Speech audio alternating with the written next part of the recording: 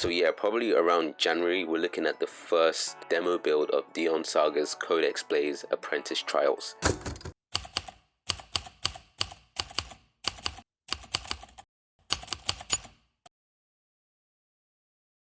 So this is actually pretty funny because this is the third time that I'm trying to remake this video in the last 2 months. That's basically because I've been remaking a lot of the systems in my game to fit with like the Lyra standards and the Lyra method, and that took a lot of time and the video was just boring, so I just thought I'd do something completely different. To summarize what I was going to do in the last video, basically Lyra is this kit that you're supposed to build your game off, supposed to show you everything you're doing right.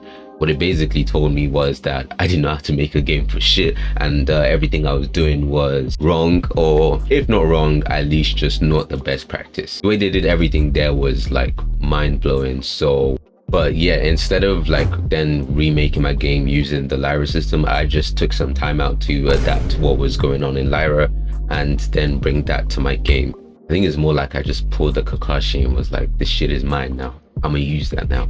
With that being said though, now that we are done with most of the changes, it's actually time to make the game fun and put in weapons for the game, because that's the main point. I think as of now, I only have about 2 weapons that I actually can call complete in the game. So what I thought would be a good idea for this week would be to make about 3 to 4 weapons and get that done and just have fun making them and show the process of making those weapons, getting the inspiration and modeling them out. So with that being said, let's check out all the weapons we have now. Alright, so the first weapon I have is this, like, I don't know if it's like a sword or mini spear, but I'm basically calling it the Widow Stinger, which is, I took inspiration from Black Widow in Marvel's Avengers. I really liked her lightning bow staff, and obviously, you know, Black Widow, Sting. Yeah, this is definitely my favorite weapon to use right now, just because it's not, I'm messing up the timing for the air juggling.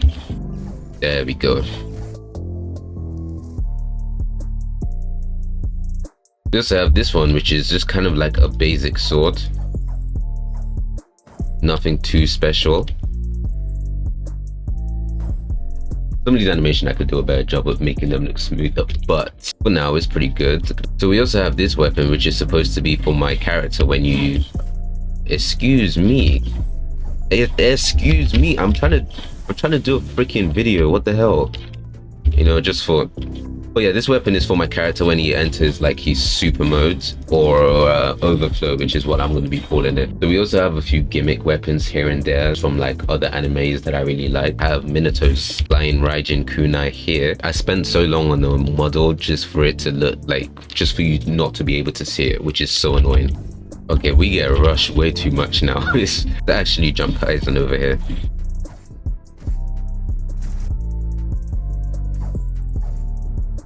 You'll also notice that I've added perfect blocking and a parry attack, which happens, you know, if you time it right. And yeah, then there are also these pistols here, which there's not really much to them right now. It just does a little hit scan and kind of a cheat code for fun. But yeah, there's really nothing to this weapon, and it's just, I feel like changing that weapon and really fleshing it out would be good. So yeah, those are the current weapons in the game, and I want to make about 3 to 4 this week, which is a lot. It's actually a lot, but given that that's going to be my only focus, I think I should be able to get that done. Just like the case with the Widow Sting weapon, when I want inspiration for a weapon, I kind of have to get some inspiration from other games. So one game that I recently just going back into is Warframe, which still remains one of the biggest inspirations in like making my dream game. So yeah, let's load up Warframe and let's play about for a bit. Yeah, we are in Warframe. Bro, my Warframe has no drip, no aura, no presence, bro. Alright, so we do not have a lot of weapons to choose from. Ooh, this one looks cool. I can't remember what like level I have enemies at, so I'm gonna just try. Bro, that did no damage. What the hell?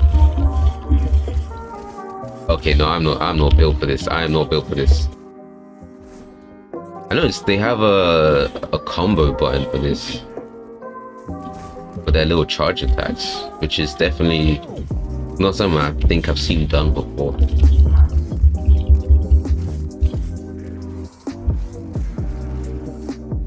Yeah, we can go flying Raijin on them. I don't know who the hell plays Warframe melee mode. I do really like the look of this weapon. Like we have animations for this, but we don't really have a matching weapon yet. But it would be cool if it could do something like a shield. What the hell was that?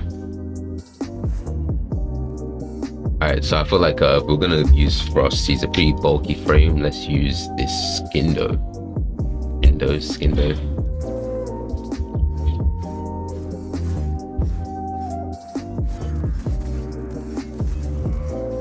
Oh, okay, he's just going full Beyblade mode here. Oh, that's nice. He even does a little dizzy animation.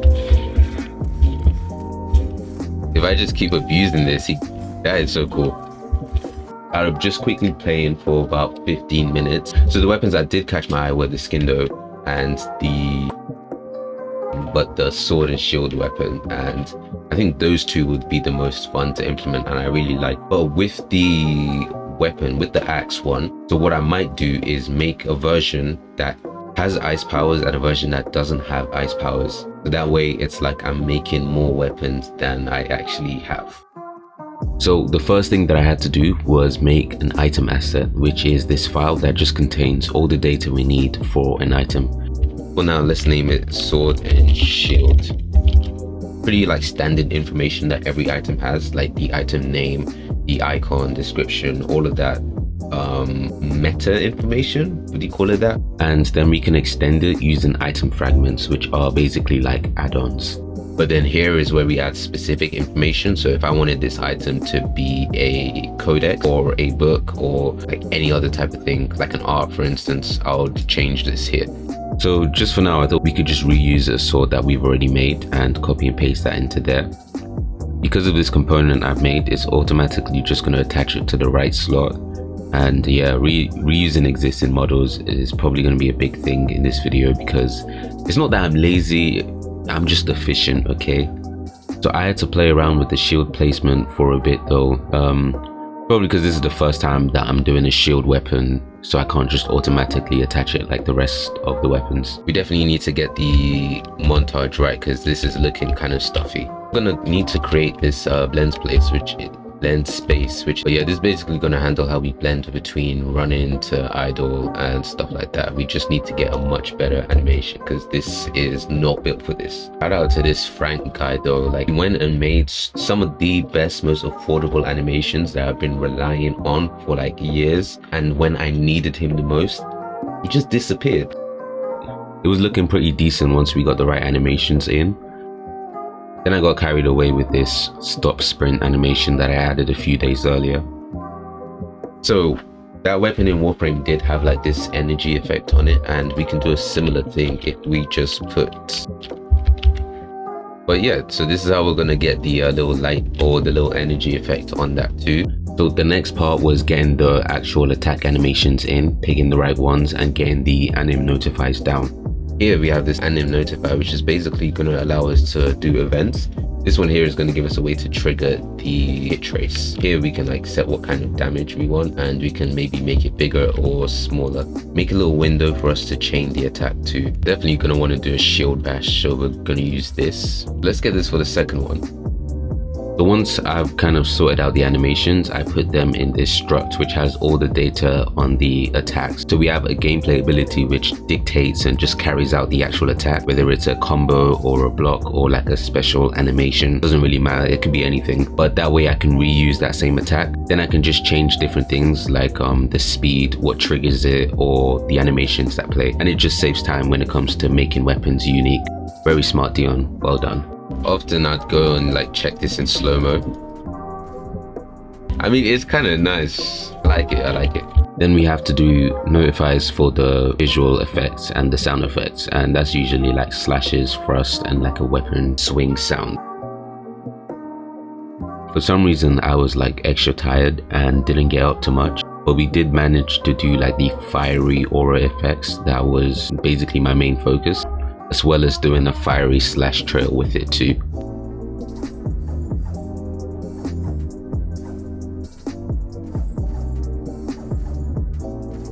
And I want to get started on the like double axe indoor thing we're gonna do, but I'm so fucking tired today. I don't even understand why, because all I've really done is done some work, played guitar, and like sent out emails. That is it, and I'm exhausted. Anyway, fuck it, we ball. I did have a little bit more energy to work on the dual pistols. I just kind of wanted to update that as much as I could, so I did some effects for like a special charge attack, and it ended up being like pretty zesty, but I ain't complaining because a little exaggerated swagger here and there ain't bad. Working that well, but yeah, I think it's pretty much okay for now. It's such a dramatic way to shoot a gun. I love the energy.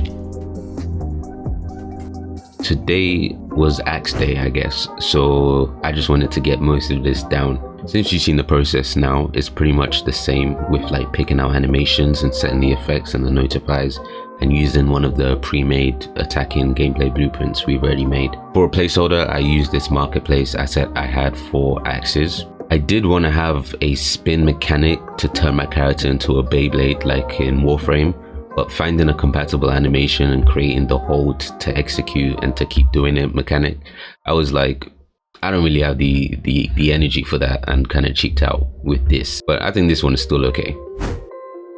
With the movesets of the weapons done, it's time to nail the designs and the concept sheet for the models. I think most games tend to go for either a medieval route like an iron sword or a generic demon sword or something like that. And then you have some games like Warframe which kind of go too far in the other direction and might be too sci-fi. And I guess my game is set in modern times, very nowadays and very recent, so I basically just leaned into tactical weapons and used them, and they're basically kind of boring designs. They're like how everything is minimalist today. It's like, yeah, you could spice it up a bit, but I think for now they're kind of the stock weapons that all agents in the game are going to use. So when I want to design actual unique weapons, they're going to get more unique designs. Also, people don't really be using shields nowadays except from like police in riots, so I was kind of inspired by riot shields. With the concept art done, instead of going straight into modeling, I decided to work on the ice axe, but stream that too as well. If you want to see the behind the scenes and give input and do all of that fun stuff, follow my Twitch and the Discord server too if you want to stay. You all know what I mean. So remember that Frank animations guy I was yapping about earlier? Well, thanks to someone in the chat, they let me know that they were kicked out of the asset store because he was allegedly stealing animations from studios. Yo, who knew game dev beef was so juicy? Like, what? For the ice attack, I wanted to do this really cool move with like moving ice spikes, and as the Sigma designer that I am, I've already created a system that allows me to easily swap out and swap in different types of projectiles and effects without me having to make a bunch of new blueprints for each one. So all I have to do is one time make a functional base class, let's say like a bullet behavior type of thing. Then I can just control all the variables I need, like the effects and the speed and the radius, with a data asset. And it just saved so much time. It made making this ice sweep and this AoE skill extremely easy. So I kind of lost a lot of the modeling footage here because I was streaming again and my silly Billy brain forgot to download the stream after. The worst part is I'm really kind of just happy with how it turned out, which is new for me. Between the remaining streams, most of the weapons were done. I had some time to add a really cool ice effect. Okay, this is definitely closer to what I had in mind. So someone did suggest that I add like an ambient wind sound for the sword. You are so right. It really should make like an ambient sound. Because I've thought about that. If I have an electric weapon, it should make an ambient electric sound. That would be really cool. And I have the sounds. I just don't know why I haven't programmed that in yet. And yeah, at this point I'd say the weapons were 80% done maybe. I think it just needs stuff like a unique air attack and a better down smash animation. I do plan to overhaul those soon, so I wasn't really focused on doing animations for them. And yeah, having all these weapons now has just gone a long way in spicing up the gameplay. I was actually really bored of rinsing the same lightning sword weapon all the time. While I spent the last few months reworking my game, I've added features like having AI being able to use any type of weapon, which means that the range I have for bosses and new types of enemies expands with the more weapons I add into the game too. My modeling wasn't actually awful, which I am so proud of myself for. And you know what, maybe I shouldn't be so scared of opening Blender every once in a while. Maybe me and Blender can be friends. Additionally, because the weapon base model is quite plain, I can actually just reuse them for different elemental weapons for variety. So maybe a fire one for the axe, or maybe a lightning one for the axe too. If somehow, by some miracle, you're still watching, make sure that you like and follow and stay updated for more. If you want to check out the behind the scenes and you want to be more involved in what I'm getting up to, make sure you join the Discord server and follow me on Twitch, and we'll stay up to date and get this done together. Anyway, take care. Peace.